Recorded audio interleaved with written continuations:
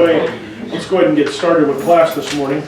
Last week we finished up the book of Esther, and of course next week I'm not going to be here because I will be traveling to New York midweek and not be back until the middle of next week.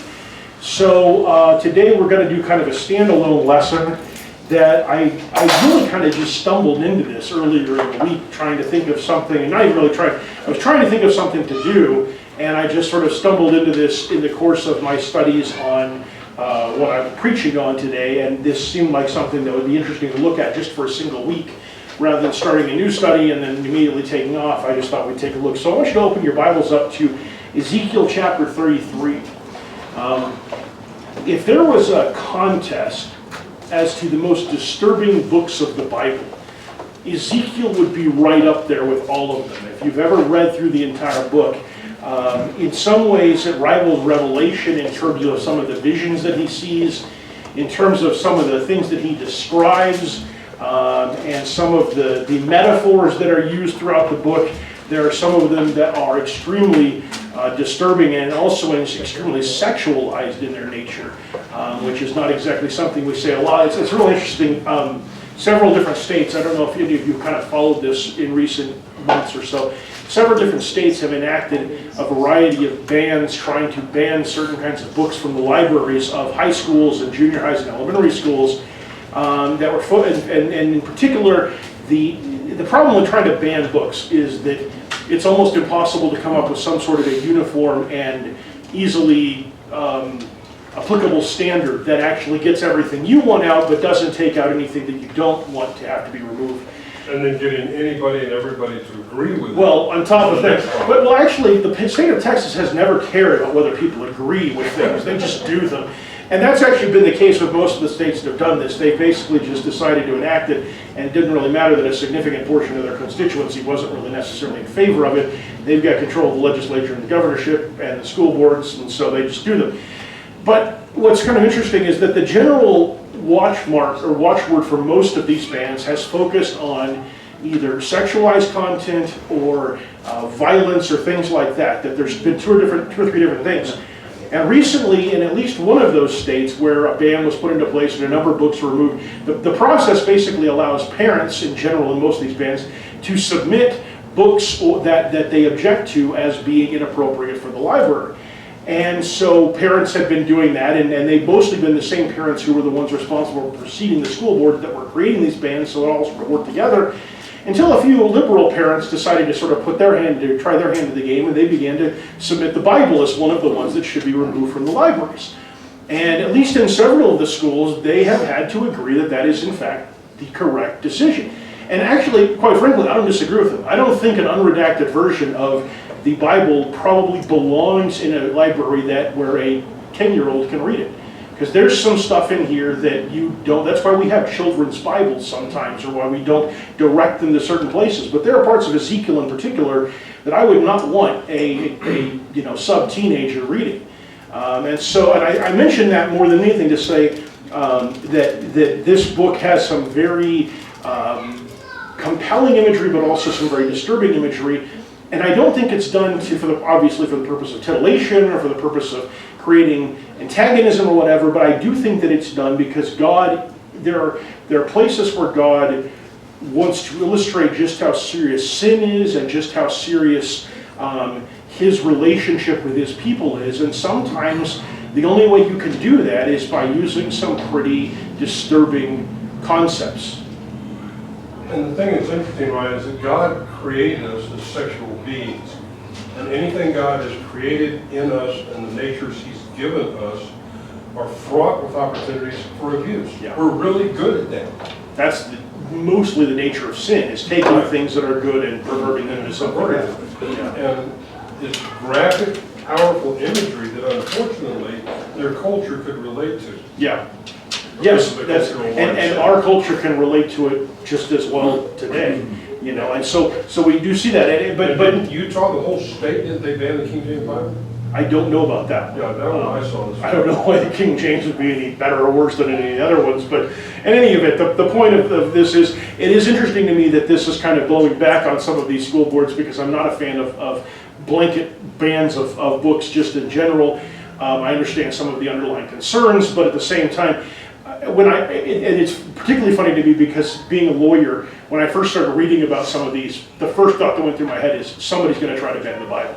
Because we've reached a point in our culture where just as a matter of an experiment for personal purposes, somebody was going to try to do it. But I could, like I said, at the time even could see that under the way that they were phrasing some of these bans, the Bible absolutely was a proper or potential subject for it because of the way it was phrased. So it's kind of interesting that the reality is you cannot really talk about the reality of human nature and sin and those kinds of things without addressing some of the ugly sides of it. That isn't always appropriate though for little kids, and that's why little kids' classes are different from our classes. And so there's a process of growing into the Word, just as there's a process of growing into your Christianity, and it's not necessarily something you want little children to be picking up and taking all of this right off the bat and finding the most salacious parts of it and trying to figure out how to make sense out of it. So. And today we're not going to be using one of those passages, just in case anybody is concerned. Some of you may have already looked at Ezekiel chapter 33 and realized that's not where this is headed. I mentioned it mainly because, like I said, Ezekiel is a fascinating book to me because I think in many ways it is on par with Revelation in the New Testament, and perhaps the book of Daniel in terms of the use of prophetic imagery and some of the difficulties in interpreting those things.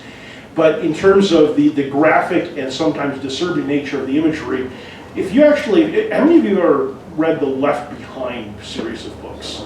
So if you've read some of those, most of them, the last couple or three of them go through and actually do graphically describe, by applying what is read in Revelation with a little bit of filling in some of the blanks, and actually describe what happens in some of those final battles. And the descriptions are quite graphic and quite gory and everything else, because the book of Revelation has a lot of that in it as well. It's actually quite violent and disturbing from some of those standpoints if we actually stop and think about it. And particularly if you think about it and step away from the fact that this book of Revelation describes our ultimate victory, and you simply look at it in from the standpoint of a Hollywood movie script, it's a little bit more disturbing. So these are things that we encounter throughout the scriptures. And what we're going to talk about today touches on this primarily from the standpoint of how we interact with our culture and what our purpose is. So let's go ahead and take a look at Ezekiel chapter 33, and I'd like somebody to read for me verses 1 through 6, please. Ezekiel 33, 1 through 6? Yes. The word of the Lord came to me, Son of man, speak to your people and say to them, If I bring the sword upon a land, and the people of the land take a man from among them, and make him their watchman, and if he sees the sword coming upon the land and blows the trumpet and warns the people, then if anyone who hears the sound of the trumpet does not take warning, and the sword comes and takes him away, his blood shall be upon his own head.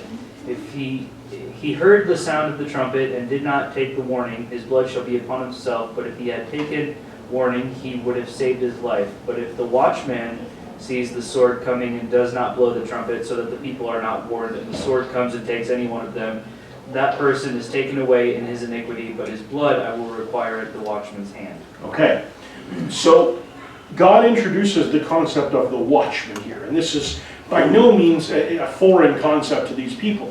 The notion of a watchman is something that, predates Ezekiel by thousands of years. And of course, the idea of a watchman is someone whose job it is to watch for danger coming, perhaps being stationed at a high location, perhaps being stationed at a key location where an invader might come from. And the job of the watchman is to let people know if something bad is about to happen. Now, it isn't just about military things. There could be watchmen who watch for bad weather. There could be watchmen who watch for hordes of locusts in some cases. The story of the boy who cried wolf, the boy is actually in part at least a watchman. His job is to watch over the flock and to warn others if a wolf comes. There's no real expectation that, unlike perhaps David, that he's going to actually deal with the wolf himself. So the watchman's job is to watch out for danger, for threats, and to let the other people know about those threats so that they can take steps to defend themselves or to take care of the threat that actually takes place. So God says, if you pick a watchman, what is the watchman's job? What do they have to do? Okay. They have to sound the alarm when something bad is coming. Now, there's two interesting ways that this can go wrong. The one that God talks about is if they don't sound the warning at all. The other one is the one that I mentioned kind of in passing, which is the story of the boy who cried wolf, a watchman who sounds a warning when there really isn't a threat. What happens if a watchman sounds a warning and there isn't a threat if he does it enough times? They shoot him. Okay, that's a possibility. People start ignoring the warnings. Okay. Just because. So people start ignoring the warnings because they begin to associate the warnings with nothing happening. So the watchman's job is important because, number one, he has to actually perceive the real threat and let the people know, but number two, he needs to correctly understand what the threat is, or correctly understand what something is a threat. And so the watchman's job is to perceive the threat, and if it does, then sound the trumpet. In this case, if we speak about it more generally, it may be warning the people about a specific thing, or the shepherd who's crying wolf, or whatever it is. There is this duty to let people know that this threat is coming. And in this context, the focus that God has here is on the watchmen who don't sound the trumpet. Now, when he's talking about this, is he talking about a real watchman primarily? Is that his focus? No. This is... I would say it would certainly have a spiritual connotation. Okay. So a watchman such as a prophet or like that. Okay. And we're going to see in a second here that he's going to talk about Ezekiel as the watchman. But the real first clue we have, if we've not been reading any of the rest of this book, if we didn't know anything about what it was about, the first clue we might really see in this is actually towards the very end of the reading that Ian did for us, where he says, if the watchman sees the sword coming and does not blow the trumpet, and the people are not warned, and the sword comes and takes a person away from them, he is taken away in his iniquity, but his blood I will require from the watchman's hand. So we start to see God, as he often does, and we talked about this with the book of Esther. Esther is written in a very literary fashion. It's designed as a story. It's told in ways that are designed to heighten tension and to provide even inside comedy and things like that.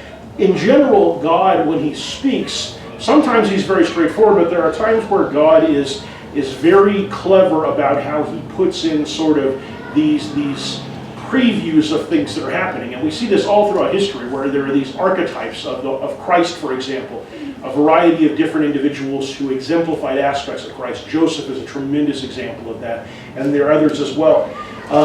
So he does that, and here what he's doing is he's kind of prefacing the idea that he's going to switch over to, because he says a person is taken away in his iniquity. Suddenly the idea of somebody who's sinful is introduced into this concept, which, if we were simply talking about the physical world, would be unnecessary. The watchman's job is to defend people, or to warn people about physical danger. If the physical danger occurs and the watchman didn't do his job, he failed his job. But God is adding in this idea of someone being killed who is in sin. And because of that sin, his death is a double tragedy. Why? He dies and he's not with God. Okay, so there's death, which is bad, but then there is the fact that he is dying in sin, which means that he's cut off from God, which is much worse. So there's this double tragedy if the watchman fails in his duty in this case. And so now we have introduced this aspect of the moral, or the sinful aspect of this. And that's when God transitions into his commission, or his concept for Ezekiel. I agree with what you just said, that is, with many prophetic writings, there's multiple levels of meaning, because they were taken off into captivity, literally, physically, instead of just metaphorically. So I think there is an element of this passage that can also apply when they are literally being attacked. Yes, and in fact, actually, the very next, actually, it's later in this chapter of Ezekiel, I think, but it's either, let's see, no, actually, the very next, where is it? Huh. Anyway, they're going to be taken, the actual conquest of Jerusalem is recounted in Ezekiel in the next couple of chapters here, I believe. I'm not quite sure where it is. I was looking at it online when I came across that part. But in any event, yes, so there is a real world aspect to this. And I think God is layering on top of that the spiritual aspect. Because in this period of time, there was a real need for watchmen. In fact, there are still a real need for watchmen. Who are the watchmen in our current society when it comes to physical dangers that we have?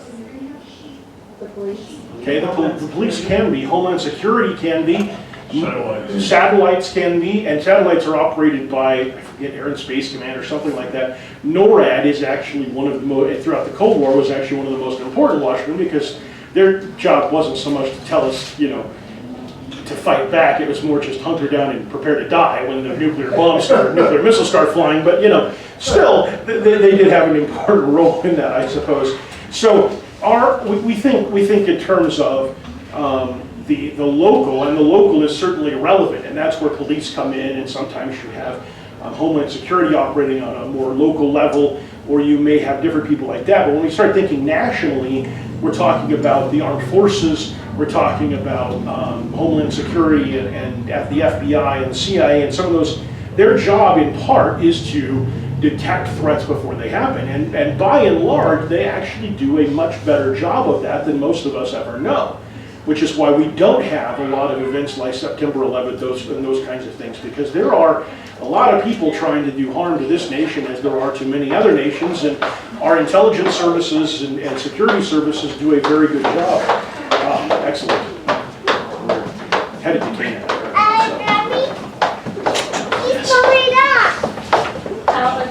We're going to class with them. I can't compete with that. I'm not even close, so, One of the sad things about our culture, we don't have any Ezekiels nationwide.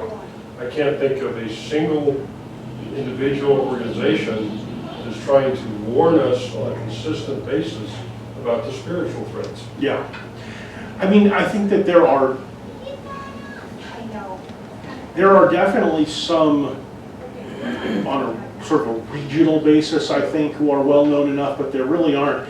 And the simple reality is that our society has grown increasingly intolerant of those who would speak on that, and really it's not going to allow them to reach a national level. And so, for the most part, in the last few decades, the people who have the people who are speaking on spiritual matters, who have managed to reach a national audience, are generally very watered down in what they're saying, and they're much more like motivational speakers talking about the positive, because there's very little tolerance for the negative side of it. You could argue perhaps that Billy Graham is the closest last national figure to at least incorporate some element of the need for salvation in what he said. Well, one died this past week, Pat Robertson. That's true. Robertson did as well. And Robertson is an interesting one because of the degree to which in his the latter half of his career he incorporated politics and religion together in ways that were both in some ways admirable and in some ways perhaps not so admirable. But there was an element of that,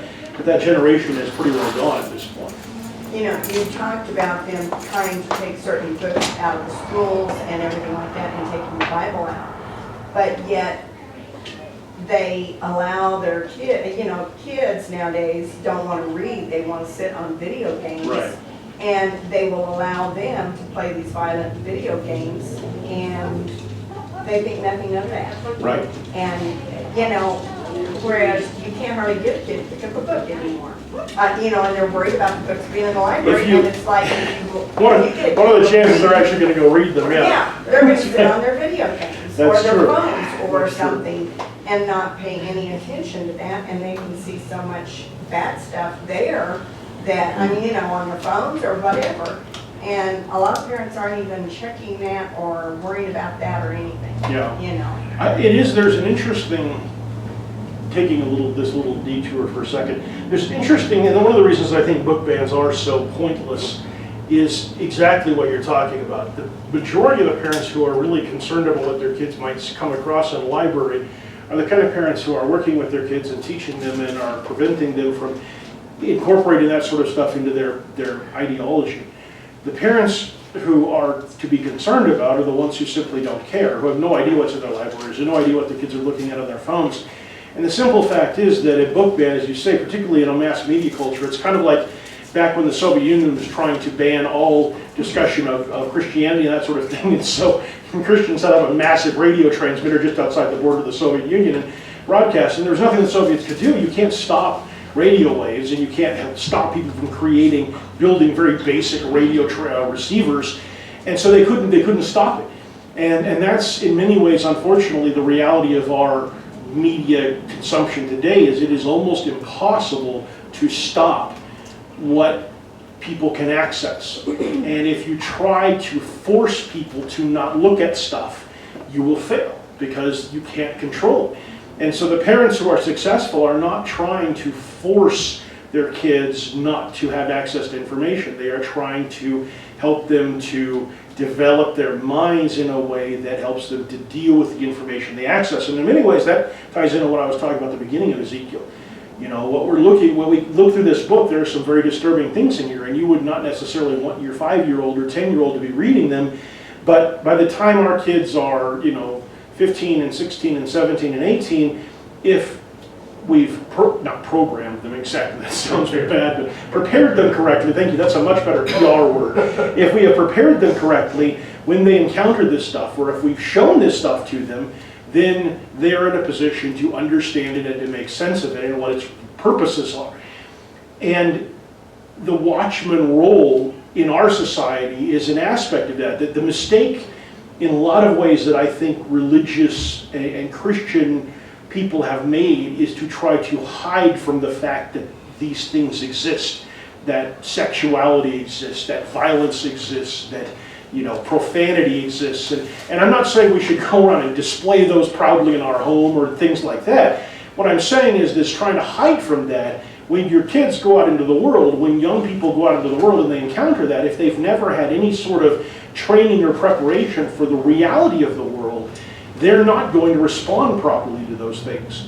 They're not going to be able to deal with it. I'm reminded of many years ago when I was in college and we went, I was part of the group that went to the Vienna Studies program for a semester.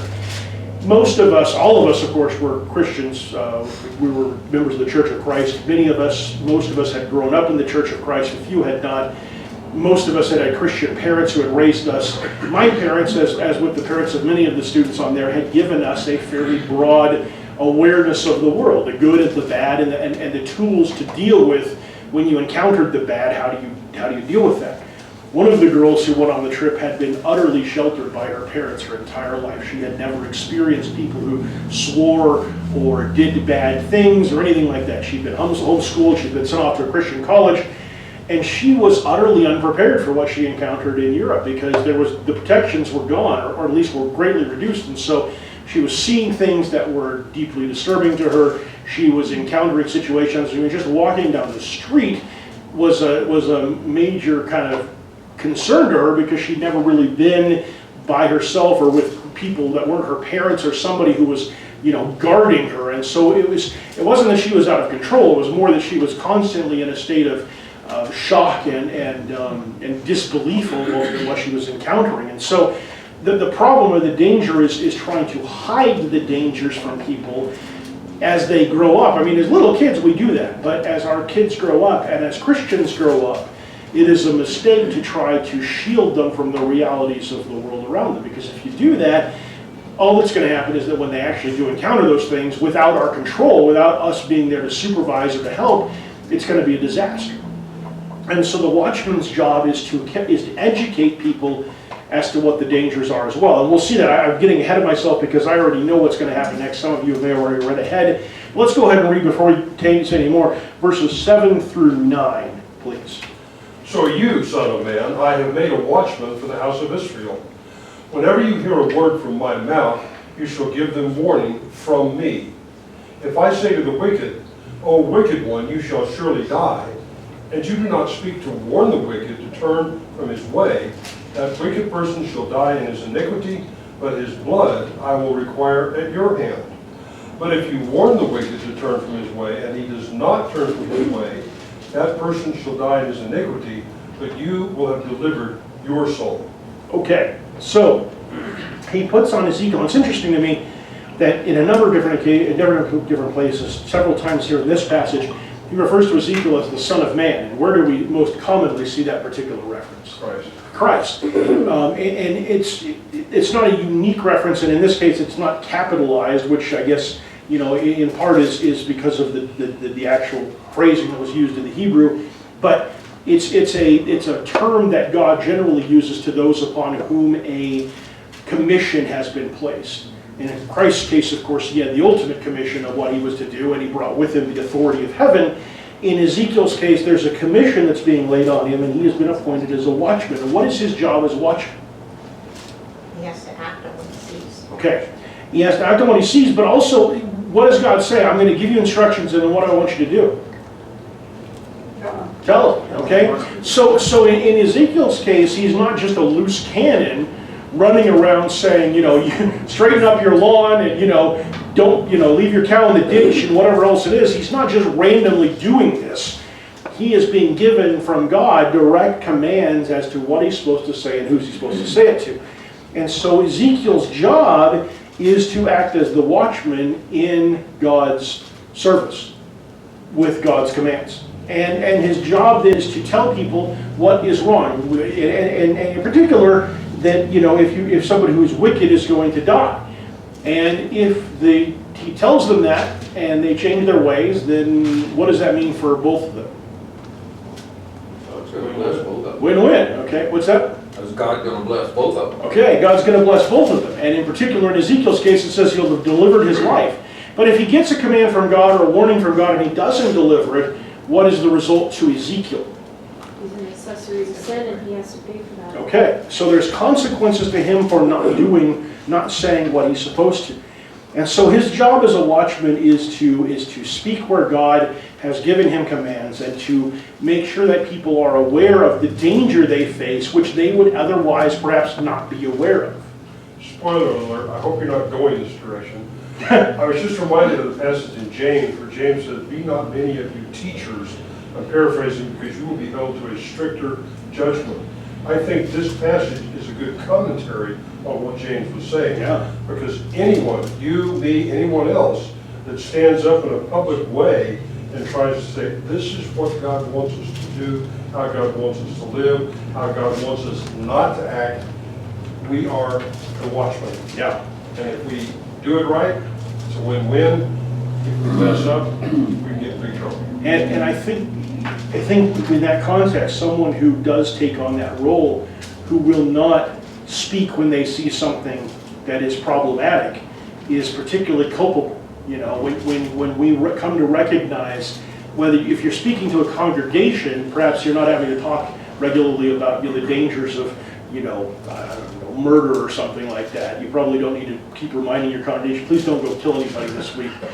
But the things we have to worry about as a congregation are not so much the more visceral sins, they're the more, the ones like, you know, gossip and infighting and a lack of love and those kinds of things. And a preacher whose job is to preach the word to the congregation, if they ignore that and refuse to talk about that out of whether it's fear for their job or the discomfort of doing it or whatever else it is, they're failing in their job as a watchman. Just as an evangelist who won't preach the gospel to everyone is failing in their job as a watchman.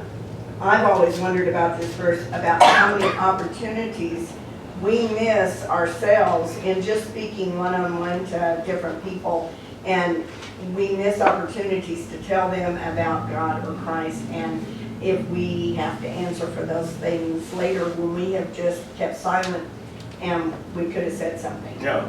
And that gets us into kind of the wrap-up of this. We've got a few more things to say, but that gets us into sort of the home stretch of this, which is the fact that we all have a role as a watchman. Now, in the Jewish and the Israelite situation, there's an important distinction. I've talked about this a few times in sermons and classes, but I want to reiterate this and I want to emphasize it today.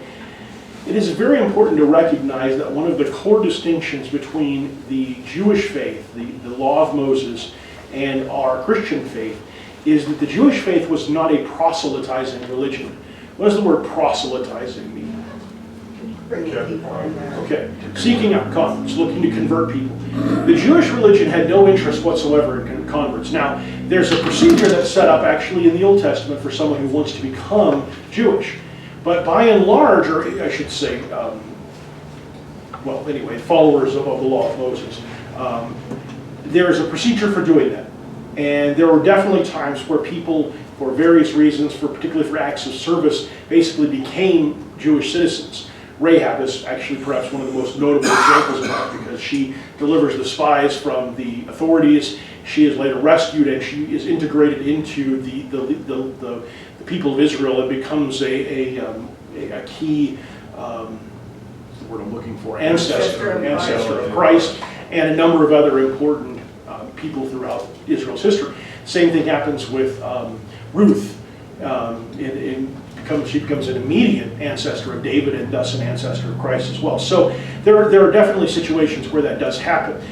But Judaism makes no effort to proselytize. There's no command ever given by God to the Israelites to go out and convert people.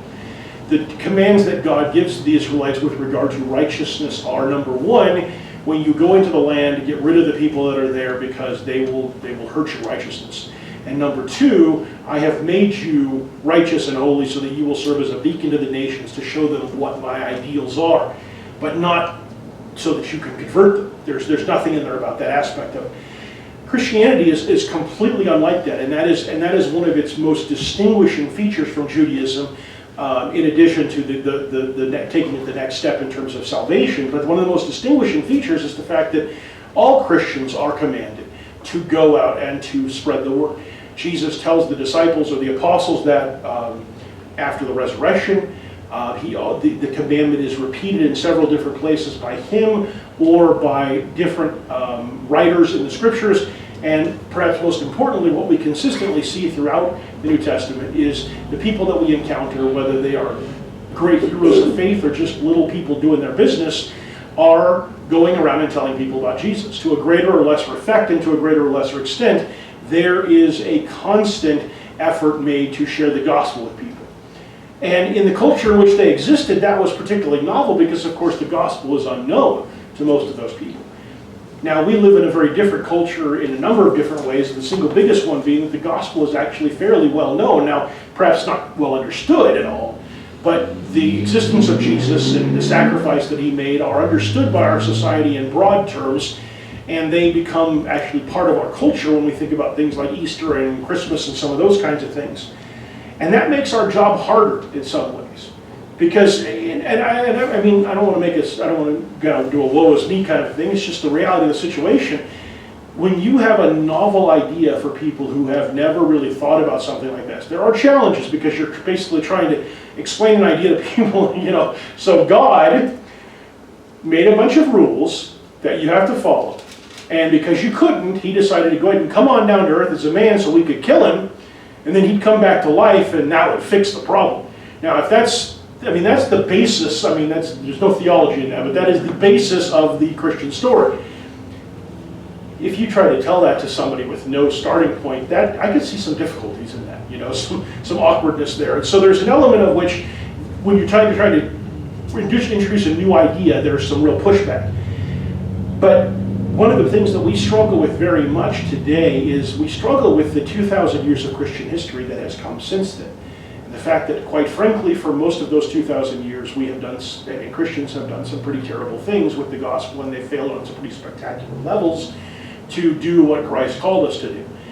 And that makes it hard when you encounter people and try to say, here's what I believe, to have to deal with that baggage, and to a greater or lesser extent. Jerry?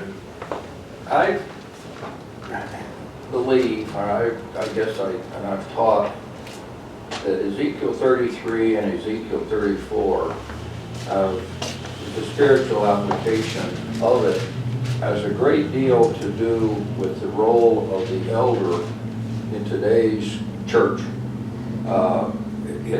If you look at, particularly Ezekiel 34, but he's talking about the same thing he's talking about in 33. To me, it's a very great picture of the spiritual requirements of an eldership. It has the idea of teaching, it has the idea of not lording over, it has the idea of the responsibility that the elder has in the spiritual life of that family, of that church. And to me, it's you can parallel a great deal of the requirements of the duties of an eldership in the New Testament with Ezekiel 33 and 34. And I'm questioning that you're saying that, you know, the preacher it has a responsibility as a watchman, or as we as individuals have a responsibility of watchmen.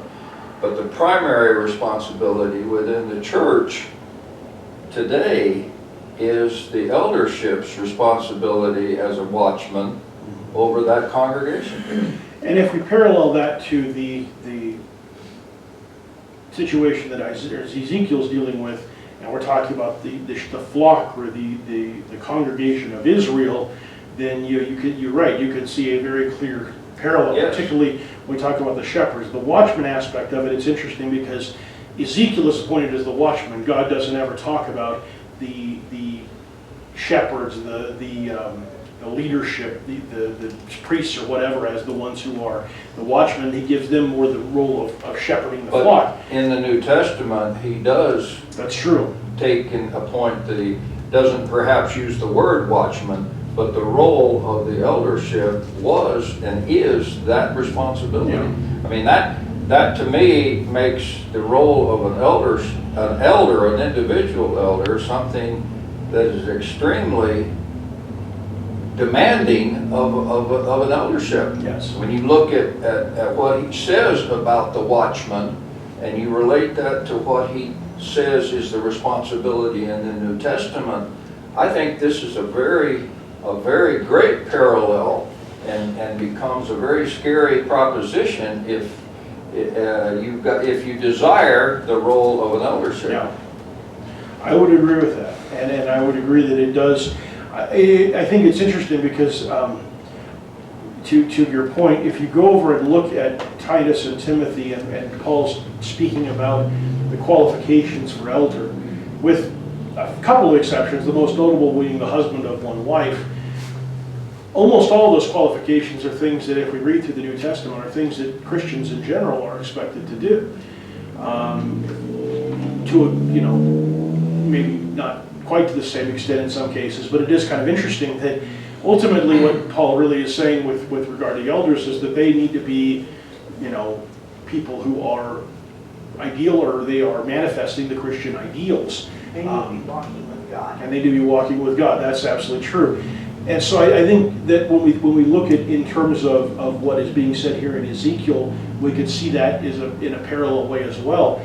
That, on one level, ideally you wouldn't have to have a watchman going around and telling people, hey, you're sinning, you're in trouble, because the word, the scriptures, the law is accessible to all of them. And the Levites and the priests were supposed to have been teaching it, and so if they've been doing that, and people should have been then following it. But of course, people don't follow it, and Levites don't teach it, and priests don't follow the rules themselves, and they're the shepherd that he's talking about in the next passage here. The reality is that Christians don't always do what we're called on to do, and so people there's a need for shepherds who will get us back on path. And of course, then when we apply that on a larger scale, humanity has failed to do what it is supposed to do, and that's where the gospel comes in. But that's where we, as the ones who have been commissioned to spread the word, have a responsibility to. I don't think, in my mind, Ezekiel 33 and 34 is talking about the world. I think he's talking about the relationship the watchman has to the Israelite family. And in the New Testament, I don't think the eldership is being given the responsibility of the world. They're given the responsibility of that local congregation. So I think the parallel is still there. I agree, but I also think the parallel is not limited to the specific example. Well, I think the example of it is not. The principle of it is not. I agree. And that's the point that I'm making here. I'm not trying to say that your parallel is flawed. What I'm saying is that when we apply this, because we've already said, Judaism is not a proselytizing religion. Why would, at any point in the Old Testament, God be telling anyone to go out and warn the rest of the world of their sin, or to be the watchman for the world? That's not their job. No. Other than to the extent that they are supposed to stand up as a pillar of righteousness for people to look at. But the simple fact is that when we apply the Old Testament principles to the New Testament, in many cases those principles extend not just to the leadership of the church, but also to the church as a whole, because as God said, I have made you into a kingdom of priests So we all have that job. It's not just some of us that are the leaders and some of us that are the ones who are. Matthew 28, Christ himself talks about. Right. Linda? Isn't the time and setting of where we're talking about, it's a short time after the fall of Jerusalem. Or So right it- before, one of the two. Well, it says Yeah. 5 months after is what mine says, but Oh, okay. in my notes, but, so you have the exiles who've just experienced all this, and they're, I mean, it has to be a very vulnerable and chaotic time in terms of how they feel about God turning his back on them. And so here, you know, Ezekiel's in this position that he has to set them straight. Yeah. And they're not all gone, obviously, or he wouldn't be there talking. There's a series of different deportations, and there's a series of different rebellions that take place that cause the Babylonian kings to enact increasingly harsh measures until finally Jerusalem is laid waste, and all of the people of Jerusalem and many of the people of the surrounding area are deported, leaving still a great many Jews behind, but leaderless and rudderless, basically. And so this is happening in the middle of that, where there is still more than just a remnant, there is still a significant portion of the population who is there, who's trying to deal with the fact that they've obviously become a conquered nation, but also still dealing with the same sin problems that they had before. Because one thing that the Babylonians didn't initially, much like the Assyrians, didn't initially really understand about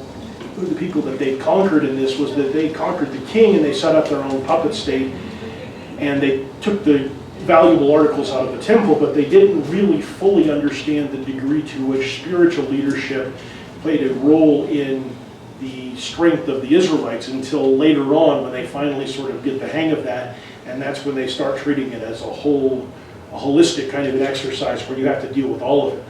And so Ezekiel is still talking to a significant remnant of Israel at this point, and there is still a lot of bad that's going to happen as a result of the sin of the people and the continued rebellion against Babylon as well. And so unfortunately, he's going to give the watch call, but he's going to be largely ignored in the process, as most of the Old Testament prophets were. So, okay, we got to stop because we're already at past time, so we're going to take a stop here. I don't know for sure what we're going to be doing when I come back, but it will probably be something different than Ezekiel, because this is a little too heavy for a Sunday morning class that I want to try to do during the summer at least. So, anyway, all right, thank you guys for your participation. We will take a break.